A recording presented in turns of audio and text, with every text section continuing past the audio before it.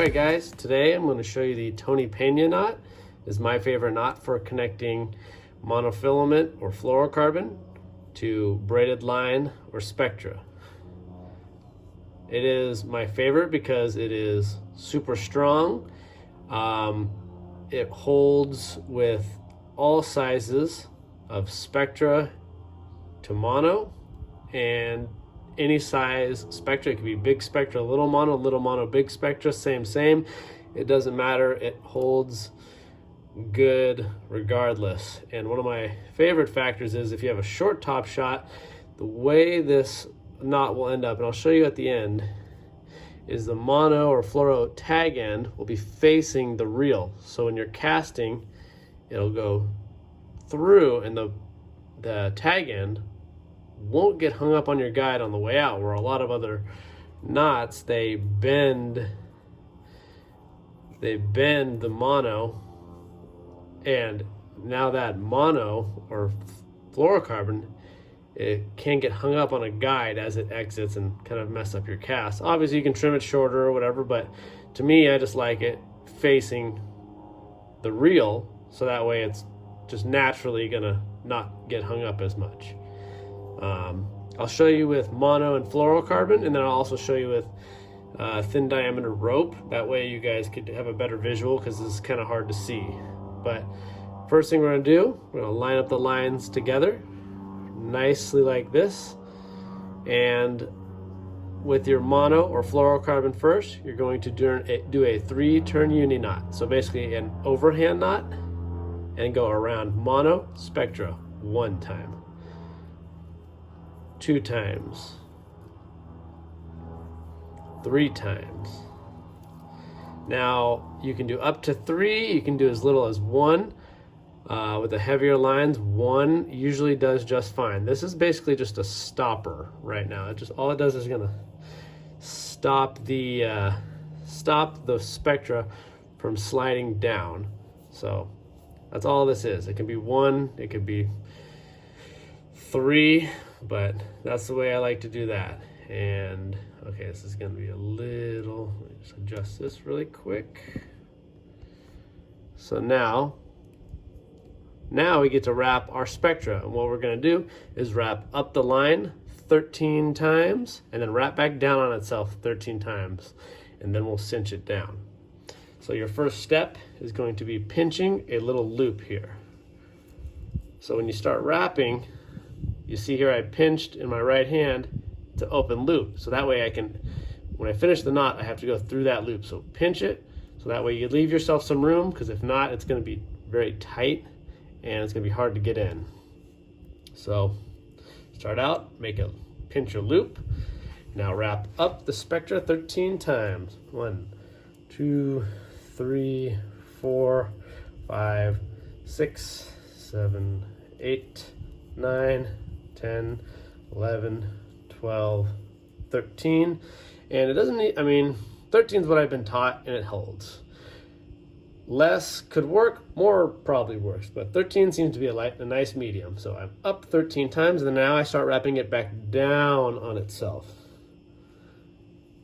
You see how I'm starting first wrap over the spectra again, now wrap back down towards the main knot. 2, 3, 4, 5, 6, 7, 8, 9, 10, 11, 12, 13. So 13 up and 13 back. And now I have that loop I started out with, so it's going to make everything nice and easy to go through. So I'm going to go through that loop right there. Pull it to where it's snug. Oops. So it's snug like that. It's all through. Let's get it in focus for a nice big reveal. And now you just pull it tight. And keep it in the frame while I pull. Bam. That is cinched down tight. Now, that spectra up and down, that is the business end here. That's a fair amount of friction going up and down. Truthfully, I've even seen this uni knot, people not even tie that correctly, and for some reason it unravels, which I would not recommend. But even with that unraveling, somehow maybe they just didn't cinch it down well enough, it's still held on big fish. I've seen 130-pound tuna get landed with just that friction on a straight piece of mono with no knot there. Not saying I'd recommend that, but the tremendous amount of friction there is what's going to do the majority of the business in your in holding the knot. Distributes it out amongst a lot of area of mono or fluoro, so that's nice. Then all you gotta do is trim up the tag ends. So trim that, and trim the spectra. Now you see here that tag end is facing the spectra. So this goes to the reel. That goes out the rod. So like I said, when you cast, it's not gonna get hung up. It's very smooth right over as it exits your reel. And when you're winding in, you're usually winding in, it's usually a little less delicate when you're winding in. It just kind of can come in. You can obviously trim it shorter if you want or whatever. I just left it a little longer to illustrate that when you do cast through your guides, it should just be pretty seamless. So that is the Tony Peña knot.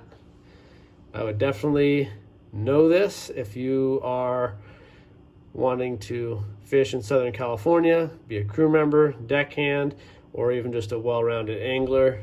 This is good for your light lines all the way up to your heavier lines. I've even tied it up to 130-pound test. That's when it gets up there. This knot kind of gets pretty bulky with just even a single overhand knot. It gets pretty bulky for the guides. That's obviously your biggest factor, but it holds nonetheless. So that's the main point, is the strength. So I will show you guys with the rope and string so you can get a better visual, but there you have it. The Tony Peña knot.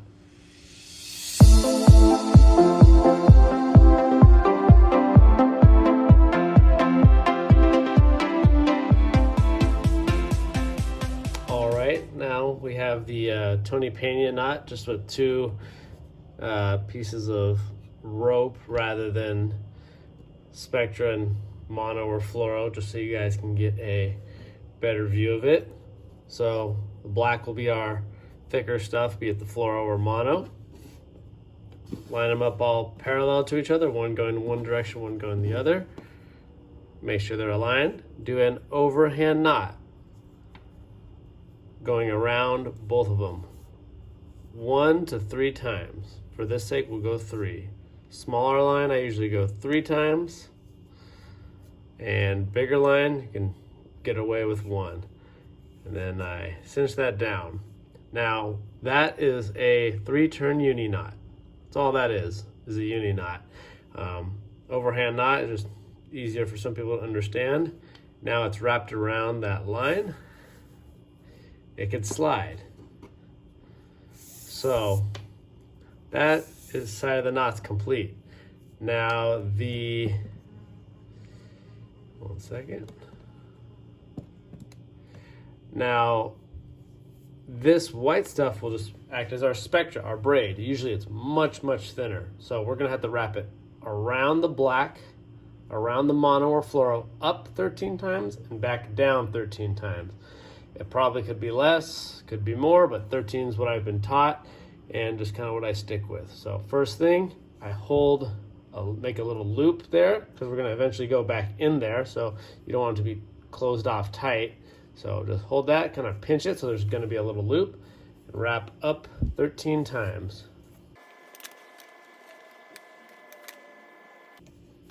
Nine, 10, 11, 12, and 13. Now this is obviously kind of bigger than what it would be on your with Spectra, you know, because it's rope, but just a good visual. Up 13 times and then back down 13 times. 1, 2, 3,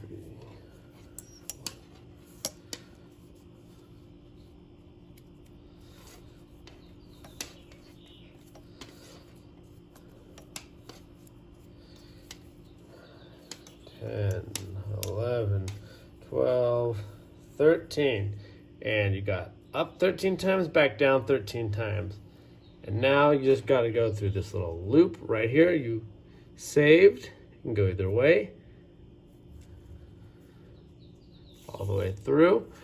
And I'm not sure how this is going to go because it's not thin Spectra, it's thick rope, so the friction might be different.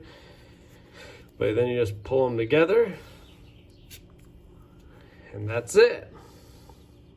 That's your Tony Peña knot. Good visual with your tuner cord.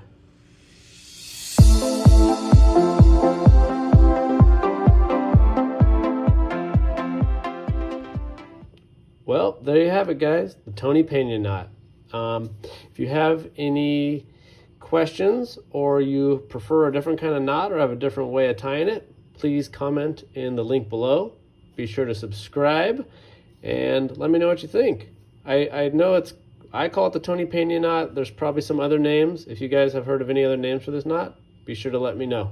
Thanks, guys.